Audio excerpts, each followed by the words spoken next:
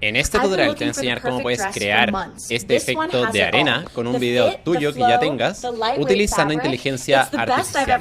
Para ello utilizaremos la plataforma de Novoads AI, la cual es una plataforma que te permite crear estos videos con IA y que puedes probar por tan solo $1. Bien, una vez te hayas creado la cuenta, llegarás acá e iremos a la sección de video. Aquí iremos a ajustes y el modelo que vamos a utilizar es el de OmniFlash. Ahora le daremos clic a este botón y subiremos nuestro video. En este caso es este. Llevo meses buscando el vestido perfecto. Bien, le daremos clic a abrir. Y ahora aquí donde dice describe tu video, vamos a pegar el siguiente prompt. Este prompt se los voy a estar dejando en la sección de comentarios.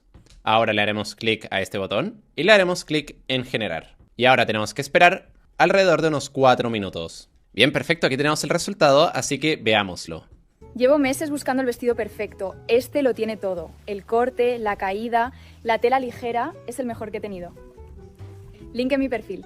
Bueno, no sé qué opinan ustedes, pero a mí me gustó mucho el resultado. Se ve bastante realista dentro de lo fantasioso que es que haya una persona literalmente de arena. Dicho esto, si les gustó el resultado y les gustaría crear un video como este, a partir de un video de ustedes, recuerden que esta plataforma la pueden probar por tan solo $1. Dicho esto, nos vemos en el próximo video.